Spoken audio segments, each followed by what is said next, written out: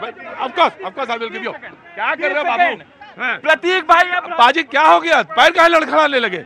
अगर 24 महीना चल पाओ तो ले लेना रिटायरमेंट, हम दूसरा इंतजाम करेंगे। जी भाई, ये अभी भ्रष्टाचार की कर रहे थे, ये ऐसा भ्रष्टाचारी या देश के अंदर सरकार चला रहे हैं, जो सोने की सड़क बनाते हैं, जो आयुष्मान घोटाले करते हैं, जो भारतमाला प्रोजेक्ट में घोटाला करते हैं, और हर डंके की चोट पे कहते हैं अरविंद केजरीवाल मॉडल, जो 2015 में वादा किया था, जो 2020 में वादा किया था, चाहे शिक्षा की बात हो, चाहे स्वास्थ्य की बात हो, चाहे बिजली की बात हो, चाहे पानी की बात हो, डंके की चोट पे कहते हैं हमने काम किया इसलिए वोट दीजिए, नहीं वोट मत दीजिए।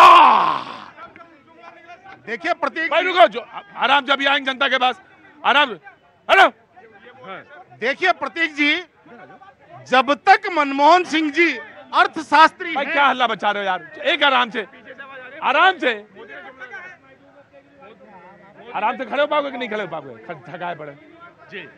मनमोहन सिंह जी बहुत अच्छे अर्थशास्त्री हैं, इसमें कोई संदेह नहीं, लेकिन जब वो 91 में वित्त मंत्री थे बहुत अच्छा काम किया, लेकिन जब उनको प्रधानमंत्री बना दिया गया और 10 जनपद का कठपुतली बना दी गई, तो मेरे हिसाब से अर्थशास्त्री को व्यर्थ शास्त्री बना दिया गया। देश का नेतृत्व जिसके पास होना चाहिए, उसके पास अर्थशास्त्र भी होना चाहिए, उसके पास तर्कशास्त्र भी होना चाहिए, और चोरों और बेईमानों के लिए नर्कशास्त्र भी होना चाहिए। अरे हम हैं, अभी जिंदा हैं, और हाइट हमारी 6 फीट है, और वजन हमारा 95 के आसपास निकलेगा। क्या सब बोलते नरक और ये वो सब नहीं। अरे अरोड़ा जी, जिंदा हूं अभी, और बोलिए आराम से। नहीं, देखिए निरंजन जी, हमारी एक पाठशाला सुबह लगती है 10 बजे से 11 बजे के बीच में, उसमें हम डिबेट करना सिखाते हैं, उसमें जरूर आइए आप भी। 1 घंटे का क्लास है। रुकिए जी, ऐसे शब्दों का प्रयोग नहीं करना। अरोड़ा जी अपनी बात कहिए। बिल्कुल जी, मैंने बता दिया। 55 लाख करोड़, हाँ 55 लाख करोड़ का कर्ज था, आज 155 लाख करोड़ का कर्ज हो गया। ये तो है विकसित भारत। और जहां तक IMF की बात की, डॉक्टर मनमोहन सिंह की सरकार 10 सालों में एवरेज, आप आंकड़े निकाल लें प्रतीक जी, आप तो बड़े बुद्धिजीवी हैं, 7.3% की एवरेज आती है, चेक कर लें। क्या, किस चीज की? मैं कह रहा हूं आपकी IMF की जो ग्रोथ की एवरेज है 7.23% आती है 10 वर्षों की, आप चेक कर लीजिए। अच्छा, ये कहते हैं कि बात मान ली कि गरीबी की रेखा से इन्होंने 23 करोड़ लोगों को ऊपर उठाया।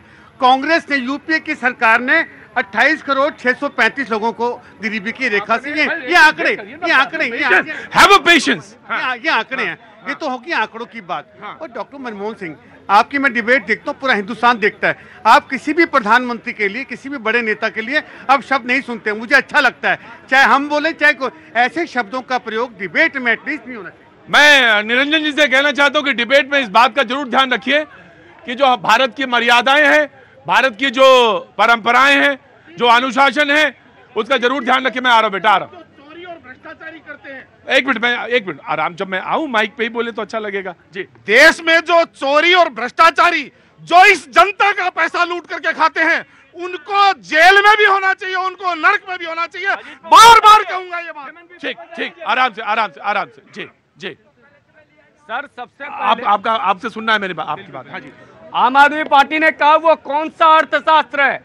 अरे ये वही वाला अर्थशास्त्र है कि 1 पौवा पे 1 पौवा दे दोगे तो दिल्ली का विकास हो जाएगा। कांग्रेस पार्टी कह रही है। अच्छा, तुमने शुरू किया था डिबेट बड़ी वाले विचार से, अब तुम भी एकदम डिबेट में वही माल लगाने लगे। नहीं, बिल्कुल लाइन नहीं किया।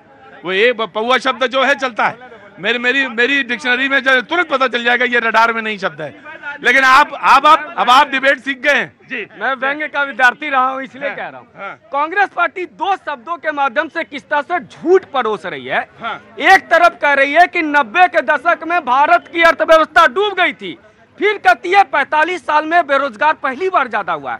मतलब जब अर्थव्यवस्था डूबी हुई थी तब कह रहे नहीं बेरोजगार था, सबको रोजगार था। ये कैसा तर्क है भाई?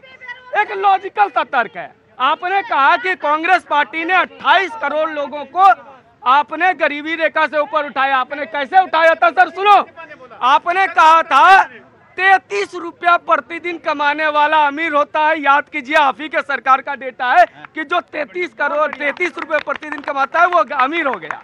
इस कारण से आपने लाया था, और आज का डेटा और है। और दूसरी बात सर, भावनात्मक रूप में आप मनमोहन सिंह की अच्छी तारीफ करिए।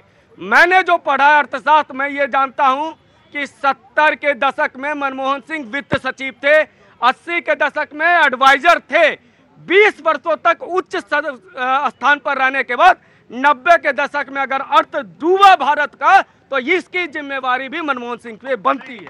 देखिए फिर ऑफकोर्स तमाम सारे अर्थशास्त्रियों की तुलना नहीं हो रही है, बात यह हो रही है कि देश कहां पे खड़ा है, देश कहां से उठ के आया। ओपन इकोनॉमी की बात करें, ओपन मार्केट इकोनॉमी की बात करें तो 90 का दशक, 91 से वो बात होती। वक्त छोटे से ब्रेक का, ब्रेक में मैंने क्रॉस किया, छोटे से ब्रेक का, ब्रेक के बाद